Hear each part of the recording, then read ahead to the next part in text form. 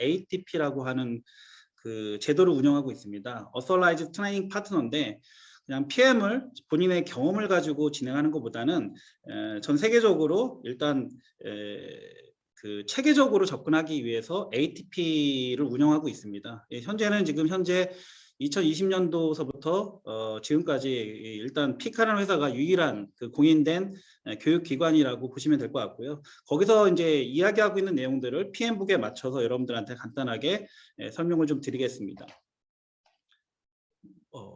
일단은 제가 그 준비한 자료는요, 챕터를 3개로 나누는데, 일단 프로젝트 문제란, 아까 앞쪽에서 설명하신 임 회장님께서 이제 정에 관련된 내용인데, 저도 접근 자체를 그런 식으로 진행하고 있다고 보시면 될 것 같고요. 그런 문제들을 해결하고 또한 여러 이제 이해관계자들하고 원활한 의사소통을 하기 위해서는 어떠한 접근이 필요한지에 대한 플래닝 방법을 PM북에 맞춰서 설명드리려고 하고요. 그런 것들을 또 우리가 잘 알고 계시는 500억 이상 되는 프로젝트에서 적용하게끔 유도하고 있는 EVMS를 어떻게 리스크하고 연계돼 가지고 모니터링 앤 컨트롤 할 것인지 그 부분에 대해서 이제 설명을 좀 드리겠습니다. 일단은 프로젝트 문제란이라는 건데요. 여러분들 뭐 대부분 다 알고 계시죠, 그렇죠? 우리가 이 리스크 쪽 이야기하면서 리스크가 결국은 문제로 야기되지 않게끔, 문제화되지 않게끔 예방 차원으로 접근하는 건데 이런 것들이 어디서부터 유발이 되느냐라는 걸 우리가 고민을 해봐야 되는데요. 이 문제는 결국은 지금 우리가 그 이야기하고 있는 리스크에서 유발될 가능성이 굉장히 크다라고 보는 거죠. 그 중에서 예측 가능한 것들은 어떻게 해요? 그나마 예방을 할 수 있다라고 보는 건데 예측 불가능한 리스크들이 워낙에 많이들 일어나니까 굉장히 좀 어려운 상황에 다다르고 있다는 거고, 지금 현재 러시아하고 우크라이나의 그 전쟁 자체는 사실은 예측 불가능한 리스크죠.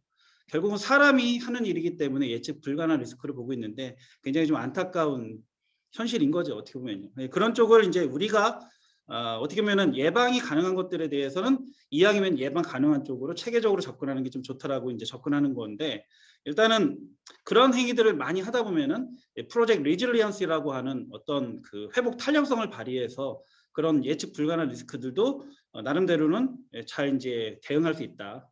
아주 나쁜 쪽으로 안 가고 나배드 정도 될 수 있다라는 이야기를 하고 있는 거죠. 이 문제에 대한 정의는 다 알고 계시죠, 그렇죠? 사람을 생각하게 하거나 괴롭힐 수 있는 것, 일이다라고 이야기하는데 국어사전에 나와 있는 내용을 봐도 똑같은 얘기입니다. 우리가 앞쪽에서 설명하셨던 내용하고 유사한 것들이죠. 근데 이게 프로젝트에서는 어떤 식으로 볼 것이냐를 보면은 이 투비하고 에지지의 차이인 거거든요. 우리가 원래 원했던 대로만 되면 별 문제가 없지 않습니까? 근데 우리가 원했던 대로 된 적이 거의 없다라는 거죠. 그래서 알 카우프만이라는 분께서는 우리가 원하는 것과 현실의 차이를 인지하고 이런 것들을 어떻게 좁혀 나갈 것인가인데, 우리가 실질적으로 공사 현장이라든지 일반적인 프로젝트에서 운영하고 있는 것들은 이 베이스라인이라고 하는 기준하고 실제 측정돼 가지고 현실적으로 보는 그 액츄얼의 차이라고 볼 수 있다는 거죠. 그래서 이런 것들에 대한 문제를 여러 가지 관점을 볼 수 있는데, 제가 동영상을 하나 따왔는데요. 한번 보시면은 클라이언트가 원하는 거하고 맨 마지막에 실제 일하는 사람들하고 어떠한 차이가 있는지 잠깐 보시면 될 것 같습니다.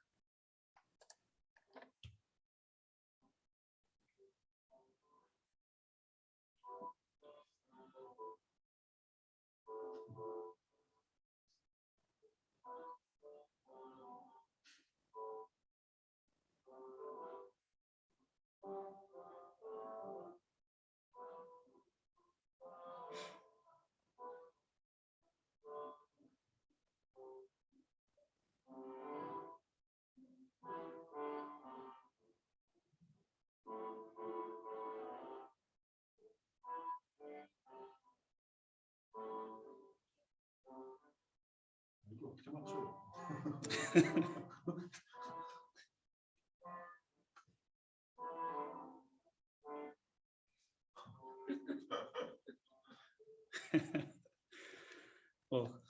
짧은 영상이지만 뭘 생각하십니까?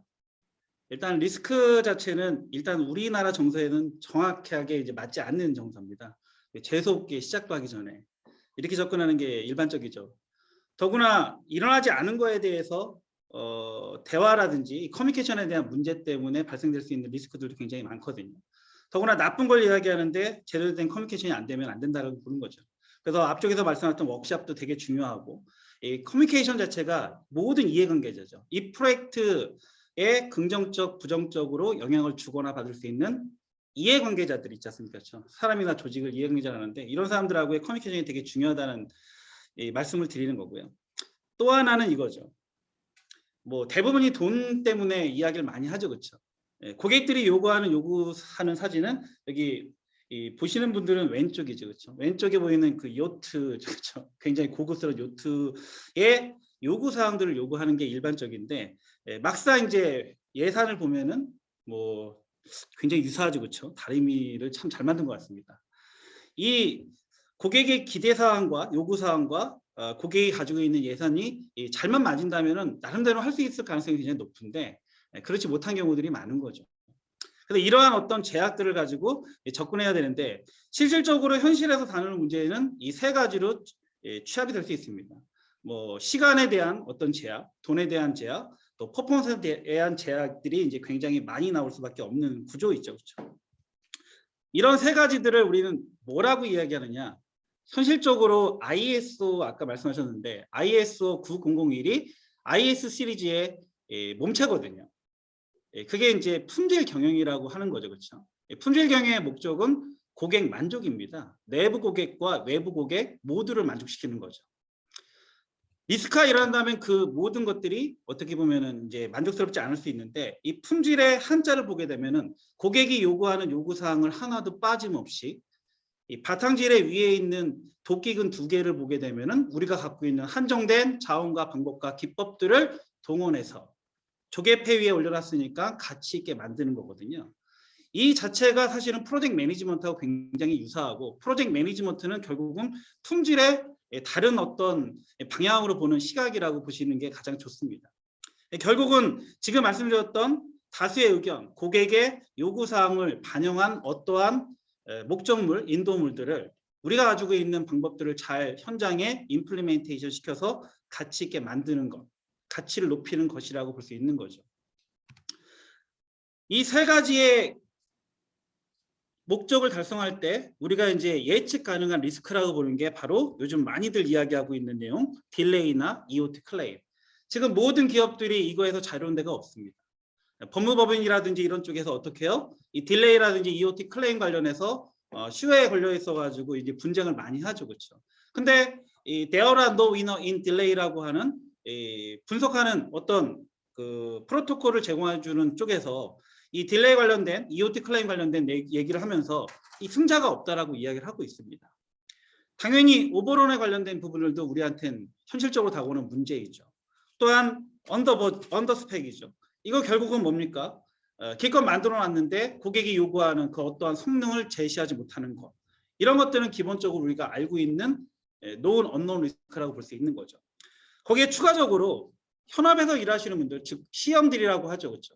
현장에서 일하시는 분들은 이론하고 맞지 않는 일들을 굉장히 많이 하고 있거든요. 그런 분들이 가장 고려해야 될 부분들이 뭐냐면은 리소스에 대한 제약입니다. 한정된 공간 내에서 한정된 시간 동안에 많은 인력을 넣을 수도 있고 그렇지 못할 수도 있다는 거죠. 그런 현실적인 어떠한 문제를 감안해 봐야 되고 또한 앞쪽에서 설명드렸던 이 ESG라든지 세프티라든지 기타 등등의 여러 가지 리스크들이 있지 않습니까? 그렇죠? 이런 것들이 어떻게 보면 이 PM 쪽에서는 EEF라는 용어를 쓰거든요. Enterprise Environmental Factor. 기업 환경 요인이 외부 환경 요인과 내부 환경 요인으로 나눠져 있는데 이런 모든 것들을 어떻게 해요? 다 감안해 가지고 우리가 봐야 된다라고 보는 거죠. 이런 것들에 대해서 실질적으로 이 통합적인 관점으로 논리를 기반으로 한 부분을 제공하고 있는 게 여러분들이 잘 알고 계시는 S커브라고 볼 수 있는 거죠. 이 안에 이걸 그냥 시간 혹은 돈만 보면은 그거밖에 안 보이겠지만 인테그레이션 관점으로 보게 되면은 이 안에서 이 목적, 이 점 자체에 뭐가 있는 겁니까? 우리가 원하는 시간과 돈과 퍼포먼스와 고객이 요구하는 범위들이 다 포함되어 있는 내용일 수 있겠죠. 이걸 시간의 축에 따라서 모델링을 통해서 어떻게 해요? 빔이라는 용어를 통해서 어떻게 보면은 이 모호성에 대한 것들을 확인하고자 이 빔이라는 것을 또 2019년도 2월부터 어떻게 해요? 우리 건설 쪽에서는 법제화해 가지고 하게끔 유도하고 있는 거죠. 이런 것들에 대해서 이 점을 달성한다면은 투비대로 된다면은 고객을 만족시킬 수 있는 거고요.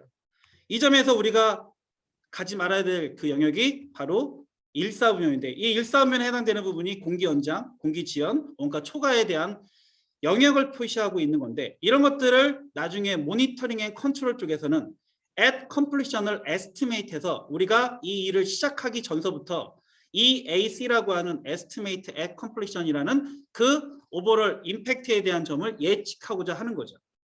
그런 것들을 체계적으로 계획을 세워서 가야지 되는데 그런 것들에 대한 방법론을 사실은 PM북이라는 가이드북에서 이야기해주고 있습니다. 근데 이거는 이 앞쪽에서 설명드린 프린스2에서도 비슷한 형태로 제공하고 있다라고 보는 거죠. 추가적으로 자원 제약에 대한 부분들은 이런 거죠. 지금 우리한테는 이 줌이라는 어떠한 툴을 이용해서 이렇게 한정된 시간과 한정된 어떤 뭐 공간 내에서 같이 이제 그 버추얼 팀으로 운영되고 있는데 실질적으로 어떠한 그 한정된 공간 내에서 리소스가 이렇게 로딩되면 안 되는데 가장 적게 들어왔을 때의 리소스 양과 가장 많이 들어왔을 때 리소스 양에 대한 편차가 큰 것은 좋은 스케줄이라고 볼 수 없거든요. 편차가 크고서 좋은 건 이 세상에 하나도 없다라고 보는 거니까요.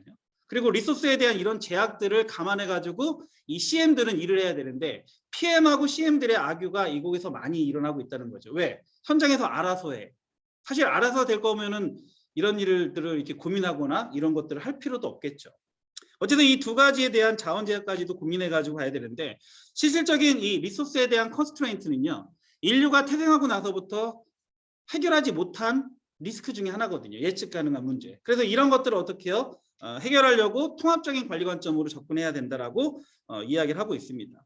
그래서 이 PM북 6판하고 7판인데요. 작년 7월 달에 영문 버전 7판이 나왔고 8월 달에 한글 버전이 나왔는데 6판까지는 프로세스 위주로 이제 접근하는 방법을 제시하고 있다가 이 프로세스가 너무 이상적이고 현실적이지 못하다는 얘기를 많이 듣다 보니까 이 원칙적으로 가면서 가치를 전달해주는 이 가치가 사실은 고객 만족하고 연관이 있다라고 보시면 되는데요.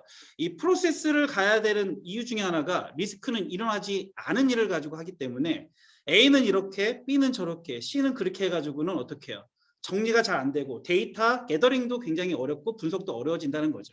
그래서 일단은 체계화된 어떤 절차를 따라서 가는 게 도움이 된다라고 접근을 하고 있습니다. 그래서 10가지 난리지 중에 있던 what to do 관점으로 우리가 해야 될 업무의 전체 범위를 나누게끔 되어 있습니다. 그걸 5장 스콘 매니지먼트에서 이야기하고 있고요. 이게 what to do로 분해가 되면은 how to do로 논리를 기반으로 즉 CPM이라고 여러분들이 잘 알고 계시는 크리티컬 패스 메서드 유일하게 논리를 기반으로 한 how to do 방법으로 목적물을 어떻게 구현할 것인가를 계획을 세우게끔 되어 있죠. 그 일을 수행하기 위해서 뭐가 필요하냐면 리소스가 필요한데 이 리소스가 사람, 장비, 자재에 있다라고 보는 겁니다. 근데 여기서 돈이 많으면요. 장비하고 자재는 비싼 거 쓰면 별 문제가 안 일어난다는 장점을 가지고 있어요. 근데 이 사람은 비싼 사람을 써도 문제가 야기될 가능성이 굉장히 많다라고 하는 게 일반적인 이야기지 않습니까? 그렇죠? 또한 이 리소스가 그나마 우리 조직에 있는 리소스라면 그나마 믿을만 한데 우리한테 없으면 어떻게 해요? 조달을 해야 되죠. 조달할 때도 사람 장비 자재가 필요하고 또한 이 고객이 요구하는 퀄리티 매트릭스 즉 품질에 대한 지표를 달성하기 위해서도 해당하는 리소스가 필요할 수 있는데 이 모든 것들이 일정에 들어가게 되면은 기본적으로 코스트로 나오게끔 돼 있거든요.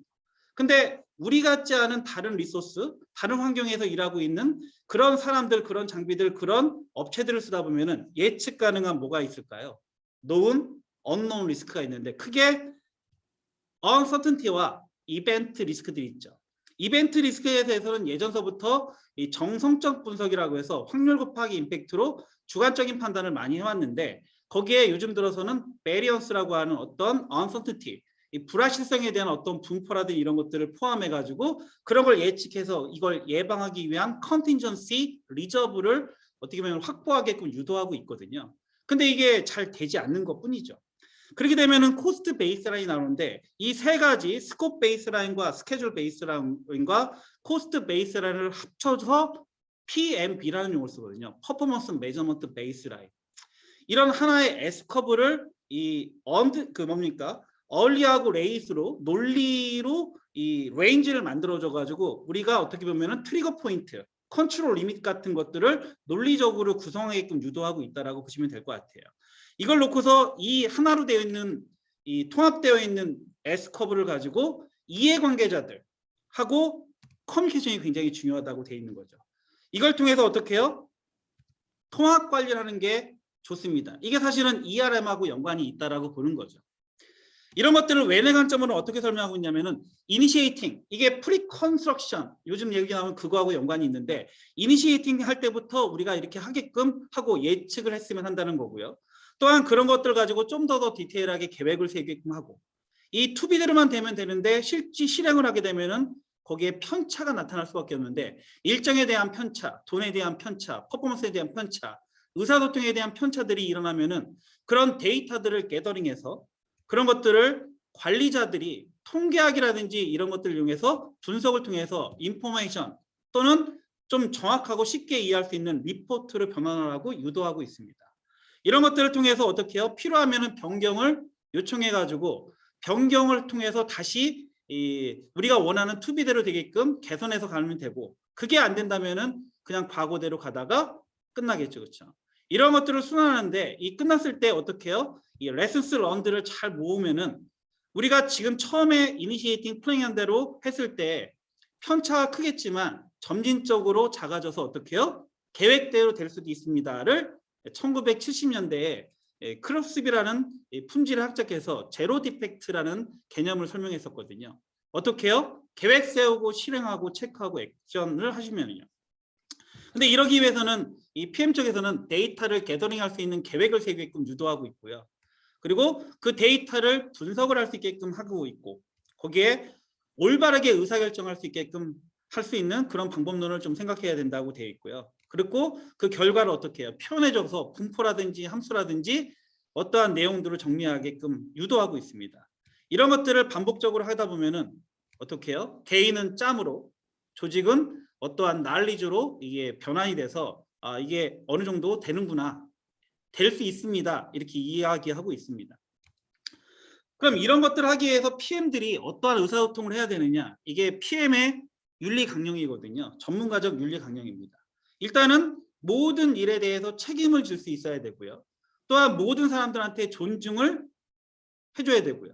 그리고 공정하면서 정직하게 커뮤니케이션을 해줘야 된다는데 이게 클리어하지 않기 때문에 믿지 못한다는 어떠한 이 사람에 대한 어떤 불확실성 이런 것들 믿지 못한다는 신뢰가 깨졌다는 그런 것들 때문에 발생될 수 있는 여러 가지 갈등의 원인 오해들이 발생될 수 있다라고 보는 거죠. 그래서 이런 것들을 제대로 하기 위해서는 어떻게 해요? 플랜 단계에서부터 체계적이고 논리적인 나름대로의 관리의 과학적인 접근 방법이 필요하다라고 이야기를 하고 있습니다.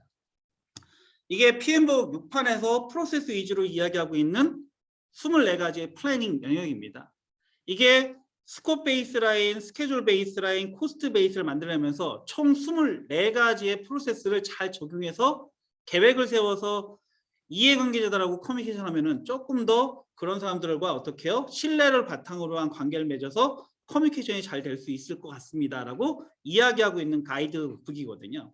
그래서 이런 것들을 똑같이 다 쓰기는 어렵겠지만 우리가 나름대로는 어떻게 해요? 우리보다 먼저 가고 있고 우리 쪽보다는 조금 더 이 선진화 기법을 쓰고 있는 그런 쪽에서 이야기하고 있는 것들을 한번 해보고 나서 안 된다 된다를 한번 논해봤으면 한다라는 생각을 가지고 있습니다.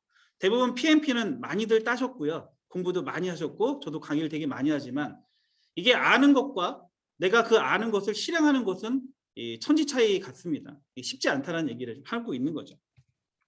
그래서 이 플래닝에 대한 부분에 대해서 통합적인 관점으로 접근하는 방법에 대해서 어떻게 접근하고 있느냐. 일단은 스코프과 스케줄과 그리고 코스트와 퍼포먼스를 하나를 묶어가지고 해야 되는데 사실 이 스코프하고 타임하고 코스트는 프라이트의 3대 제약 조건이기도 합니다. 이런 것들을 통합 관리하기 위해서 이 PM복 6판에서는 이 5장부터 11장까지 설명하는데요. 우리한테 관심 있는 이 리스크가 이 앞단이 되지 않고서는 리스크 단독으로는 운영되기 어렵다라고 이야기하고 있는 거죠. 그래서 이런 것들을 우리가 하기 위해서 이야기하고 접근하는 방법들에 대해서 설명을 드릴 거고요. 또한 7판에서도요. 이러한 리스크에 대한 임팩트를 어떻게 해요? 대응에 대한 최적화를 설명하고 있습니다. 이 대응에 대한 최적화를 제대로 하지 못하면 어떻게 된다라고 설명하고 있는데 여러분들이 다 알고 계시는 내용이죠. 당연히 시기적절해야 되겠죠. 그렇죠? 그리고 비용 대비 효과적이어야 되겠죠. 비용 편익을 고민할 수밖에 없고 또 프로젝트 운영에 맞는 현실적인 맥락에 맞아야 된다라고 이야기를 하고 있고 또 관련된 이해관계자의 뭡니까? 그 공감대 형성이 굉장히 중요하다라고 이야기하고 있는데 이런 것들을 하기 위해서는 이 PM복 6판에서 이야기하고 있는 이 스케줄 매니지먼트를 이 뼈대로 생각하고 어떻게 보면 그 백본으로 생각하고 접근하지 않으면 안 된다고 보는 겁니다.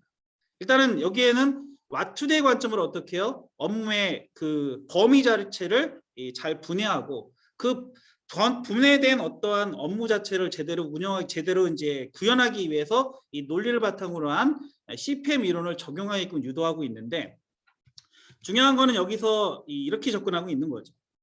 실질적으로 우리가 이 맨 위에 있는 데서 맨 밑에 있는 데까지 내려오는 것을 거꾸로 시작해가지고 올라간다고 보면은 여러분들이 생각하시기에 여기 사선으로 되어 있는 게 있고 중간이 있고 맨 마지막 점이 있죠. 여러분들이 가장 쇼티스 패스, 가장 짧은 길은 어떤 걸까요? 당연히 사선으로 되어 있는 거죠. 그렇죠? 맞습니까?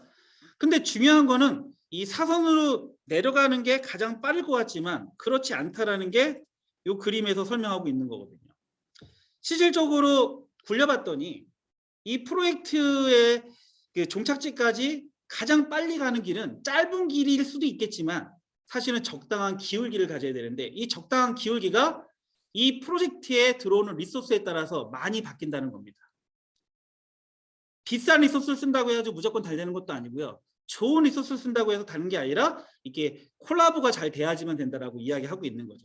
그래서 이 계획 자체를 세울 때 논리를 기반으로 한 CPM을 가지고 이러한 우리한테 가장 잘 맞는 기울기를 찾는 행위 이런 것들을 플래닝하고 엮어가지고 설명하고 있습니다. 그러면은 이 PM복 6장에서 설명하고 있는 디벨롭 스케줄에서 설명하는 부분 중에서 우리가 스케줄을 모델링하고 나서 제일 먼저 보는 게 무엇인지를 설명하고 있는데요. 스케줄 네트워크 애널리시스인데요. 아주 간단합니다. 어떤 일을 할 때 많은 일이 들어와요. 컨버전스 되면은 100% A는 분명히 일을 잘하는 사람, 잘하는 조직이겠죠. 그렇지만 A는 100% 부하가 걸릴 가능성이 굉장히 농후하다는 거죠. 그리고 나갔을 때는 또 뭐가 발생이 되냐면은 이 라인 밸런싱이 안 맞을 가능성이 크다는데 컨버전스와 다이버전스에 대한 분석을 해줘야 된다라고 이야기를 하고 있습니다. 두 번째는 리소스 옵티마이제이션인데 우리가 얼리로 만약에 이런 커브를 만약에 구현했다라고 한다면은 여기에 리소스가 로딩이 되면 이런 식으로 로딩이 되면 안 된다는 말씀을 드리는 거죠. 왜? 하루에 쓸 수 있는 리소스 양이 정해져 있거나 공간 때문에 확보될 수밖에 없는 그 제약이 생성될 수밖에 없는데 이때 여러분들이 앞쪽에서 보셨던 1번하고 2번에 대한 뭡니까? 이 베리어스를 줄이지 못하면 현실적으로 어떻게 해요? 일을 못하게 될 수밖에 없다라고 보는 거죠. 세 번째는 CPM인데요. 얼리하고 레이트에 대한 부분을 가지고 하는데 사실은 이 CPM이 1950년대 미국에서 나왔지만 왜 나왔느냐면 사실 돈 때문이죠. 기본적으로 돈을 어떻게 해요? 돈을 주는 사람들은 확인하고 주고 싶어하는 0대 100으로 돈을 주고 싶어 하고요. 돈을 받는 쪽은 일도 하기 전에 돈을 받고 싶어하는 100대 0으로 하도 악유가 많이 발생이 되니까 이거를 논리식으로 풀자고 해서 더하기 빼기로 푼 거거든요. 그래서 빨리 하면 어떻게 해요? 늦게 하면 이게 똑같이 시작하면은 사선으로 올라가겠죠. 그렇죠? 근데 현실적으로 이건 불가능하다는 거죠. 기간도 굉장히 길어지고요. 그래서 이 얼리하고 레이트 관련된 부분을 가지고 빨리 하면 이쪽으로, 앞쪽으로, 늦게 하면은 뒤쪽으로. 여기에 리소스가 들어가면은 돈으로 많이들 표현하는데 이 얼리하고 레이트에 대한 차이를 가지고 어떻게 해요? 이런 커브를 구현해낼 수 있다는 거죠. 이게 얼리하고 레이트인데 이 얼리하고 레이트도 돈 주는 쪽은 어떻게 해요? 레이트로 주고 싶어 할 가능성이 크고요. 돈 받는 쪽은 얼리로 받고 싶어 하니까 여기서 가운데인 한 점을 어떻게 해요? PMB라고 해서 합의하에 어떻게 해요? PMB, 퍼포먼스 메저먼트 베이스라인을 구축하고 얼리하고 레이트를 스펙 리미트로 봐서 관리하겠다라는 생각들을 많이 하게 되는 거죠. 그래서 그런 걸 가지고 어떻게 해요? 이게 만들어 놓은 걸 가지고 이 S커브를 하나 구현을 하는 거죠. 이 S커브를 구현한 다음에 어떻게 해요? 여기다가 각각의 액티비티마다 예측 가능한 known unknown 리스크라든지 이벤트 리스크라든지 이런 어떤 언서턴티를 집어넣게 되면은 시뮬레이션이 된다는 거죠. 보통 시뮬레이션은 가장 많이 사용되는 게 몬테카를로 시뮬레이션과 라틴 하이퍼큐브인데 몬테카를로 시뮬레이션은 맞은데 또 맞게끔 하는 중복을 허용하는 이론이고요. 라틴 하이퍼큐브는 중복을 허용하지 않는 이론인데 그런 몬테카를로 시뮬레이션을 이용해서 이렇게 어떻게 해요? what if 시나리오에 따라서 시뮬레이션을 해볼 수가 있다라고 보는 거죠. 이때 1, 2, 3, 4분면에 우리가 어떻게 해요? 예측되는 것을 예측해 보겠다라고 하는 거거든요. 근데 여기에 우리가 어떤 이벤트 리스크를 어떤 걸 집어넣느냐, 아니면은 언서티니를 어떻게 집어넣느냐에 따라서 이 what if는 결과물이 완전하게 다르게 나올 수 있다라고 보는 거죠. 그래서 이런 것들을 하게끔 유도하고 있으니까 그런 걸 통해서 어떻게 해요? 이 S커브에 대한 퀄리티를 따져보려고 되게 노력들을 많이 하고 있고, 글로벌 프로젝트에서 입찰할 때부터 리스크 매니지먼트의 정략적 분석을 워크샵을 통해서 어떻게 해요? 해가지고 오라는 데가 예전에는 정석적 분석밖에 요구를 안 했지만 정량적 분석까지 수치화해가지고 보게끔 유도하는데, 이런 것들을 어떻게 해요? 이니시에이팅 때부터 어떻게 우리가 생각하고 있는 이 목적지인 BAC를 at completion을 estimate 해보겠다라는 컨셉으로 이해할 수도 있다라고 보는 거죠. 그렇게 따져가지고 지금 보시는 이런 것들이 이제 일반적으로 리스크에서 정량적 분석으로 통해서 시뮬레이션 통해서 나오는데, 우리가 원하는 1, 2, 3, 4분면 중에서 아까 1, 2, 4분면은 뭐였습니까? 공기지압, EOT 클레임, 그리고 딜레이, 뭐 그리고 그 뭡니까? 원가가 상승하는 그 영역이죠. 그럼 시작할 때부터 1, 4분면이 많은 영역보다는 3, 4분면을 많은 영역으로 어떻게 해요? 개선을 하겠다는 건데, 이게 사실은 예방 차원으로 접근을 해야 되고, 또 이런 것들을 하기 위해서 우리한테 어떻게 해요? 예방 비용들이 많이 들어가야 되는데, 이 예방 비용이 품질 비용에서는 어떻게 해요? 예방 비용이라고 하지만 우리 리스크 관점으로선 어떻게 해요? 그 예비비하고 연관되어 있는 내용들이라고 보시면 되겠죠. 그래서 이걸 통해서 뭐 이런 히스토그램이라든지 아니면은 토네이도 그래프 같은 것들을 활용해 가지고 어떻게 해요? 어떤 일에, 어떠한 액티비티에 치중해 가지고 어떻게 선택과 집중을 해야 되는지를 예측을 해서 접근하겠다는 게 PM복의 플래닝 영역이라고 보시면 될 것 같습니다. 그러기 위해서 이제 스케줄 매니지먼트 프로세스라든지 리스크, 퀄리티, 프로큐먼트 이런 것들이 복합적으로 이해가 되면서 맨 마지막에 이해관계자하고 커뮤니케이션을 잘 해가지고 얘를 인테그레이션 하겠다는 게 이 PM복의 접근 방법이거든요. 그래서 이런 내용들을 잘 체계적으로 접근하면은 이해관계자들하고 어떻게 해요?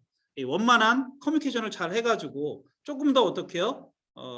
그 신뢰를 바탕하는 관계로 일을 진행할 수 있는데, 이렇게 만들어진 어떤 그 계획을 실질적으로 여러분들이 잘 알고 계시는 EVMS, 이 실질적인 이 꼴이라고 하는 부분이 1사분면을 가는 것을 어떻게 해요?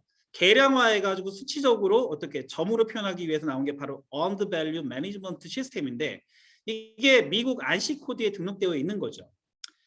획득가치관리기법, 성과측정관리기법이라고 이야기하고 있는데, 우리나라도 법으로는 500억 이상 되는 공사들은 이런 걸 하게끔 조달 쪽에서 이야기를 하고 있는데, 이러한 일정하고 원가하고 품질을 통합해서 정량화하겠다는 건데, 이거에 대해서 예측 지표라고 하는 at completion이 바로 우리가 이야기하고 있는 리스크에 대한 임팩트로서 이야기를 해줄 수 있다라고 하는 거죠. 근데 이런 것들을 제대로 예측을 하기 위해서는 뭐가 필요하냐?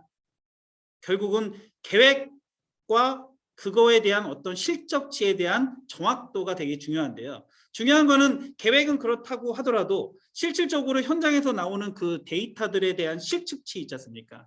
이런 것들이 제대로 측정이 되지 않으면 안 되기 때문에 계획 세울 때부터 어떻게 해요? 측정이 가능하게끔 계획을 세워야지만 된다고 하는 거죠. 이런 차원에서 PM북에서는요. 5.4장이 Create WBS입니다. 모든 49개 프로세스 중에서 Create이라고 하는 생성, 창조라고 하는 말을 쓰는 영역은 딱 그거 하나밖에 없습니다. 그만큼 워크 브레이크다운 스트럭처가 관리 가능하고 측정 가능하게끔 어떻게 해요? 크리에이트 돼야 된다는 이야기를 하고 있는 거죠. 근데 이게 그렇지 못하기 때문에 현실적으로 액추얼이 어떻게 해요? 제대로 측정이 잘 안 되는 경향이 강하다고 이야기하고 있습니다. 그래서 그런 쪽을 이제 PM 쪽에서 이야기를 많이 해야 되겠고요. 이 미국 쪽에서도 1960년대부터 퍼트 코스트, CSC 굉장히 오랜 기간 동안 공을 들여가지고 이걸 통합하려고 노력을 많이 했다라고 보는 거죠. 이런 부분들이 왜 나왔느냐? 결국은 맨 마지막에 끝나고 나서 어떻게 해요? 고객이 원하는 것보다 나쁜 쪽으로 많이 갔기 때문에, 그것도 시간과 돈이 나쁜 쪽으로, 즉 일사분면을 이야기하고 있는 거죠. 그래서 EVMS를 쓰는 목적은 딱 하나입니다. 여러 가지가 있겠지만요. 빠르고 정확하게 어떻게 해요?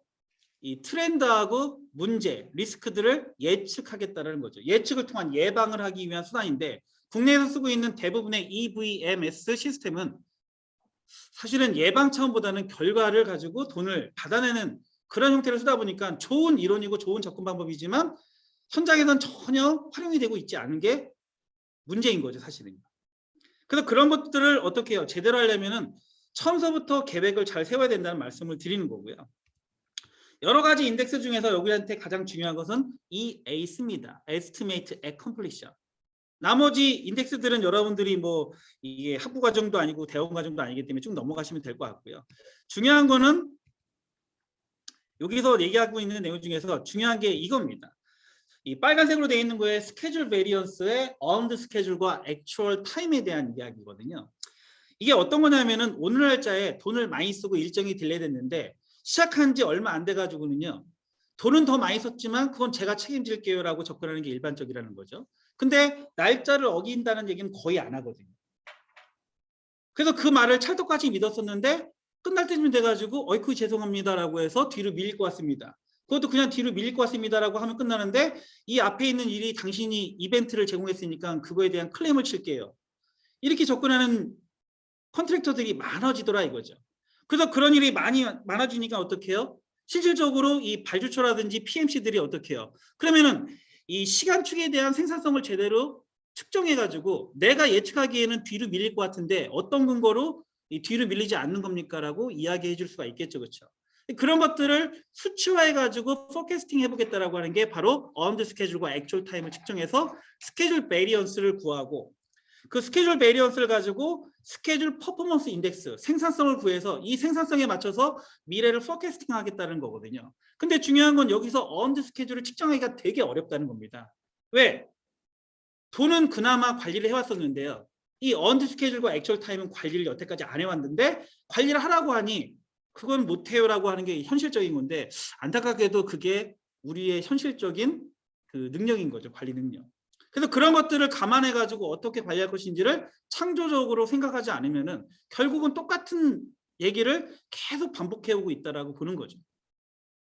그래서 이 맨 마지막에 있는 예측 지표라고는 ETC를 예측할 때 이 스케줄 퍼포먼스 인덱스와 코스트 퍼포먼스 인덱스를 가지고 뭘 예측하느냐?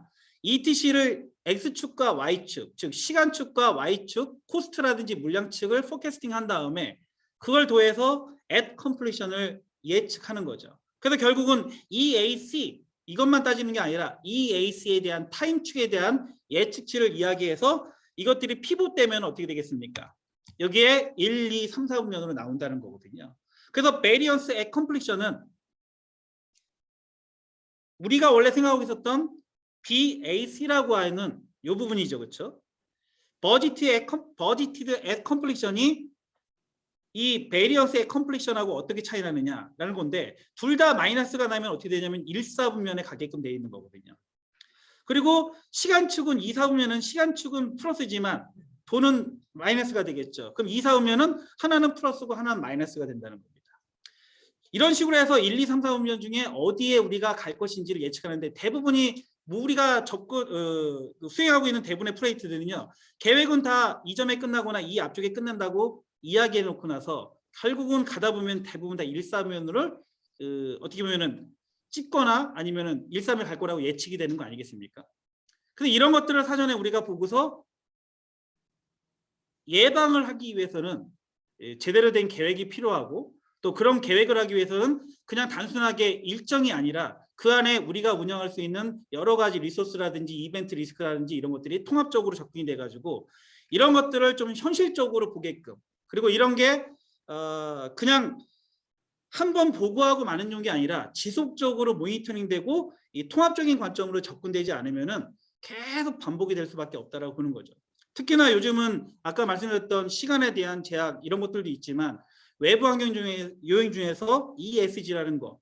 ESG는 100% 우리 프로젝트를 운영하시는 분들한테는 예측 가능한 리스크 중에 하나이죠. 그거를 생각하지 않고 접근하면 안 되겠죠. 또한 안전 쪽에서 이야기하고 있는 세이프티가 되려면은 앞단에서 무엇이 돼야 된다는 건 정확하게 다 알고 계실 겁니다. 그냥 그것만 해가지고 어떻게 해요? 근본 원인을 제거하지 않고 교육을 통해서 예방으로 접근하겠다? 어림도 없는 얘기라는 거 여러분들이 잘 아실 겁니다.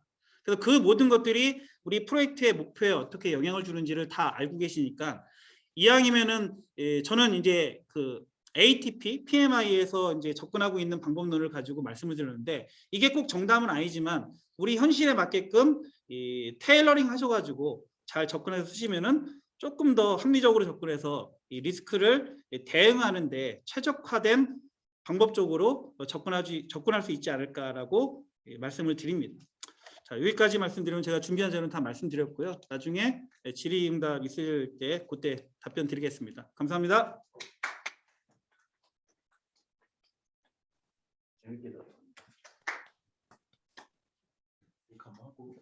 네. 네, 제1 주제와 제2 주제를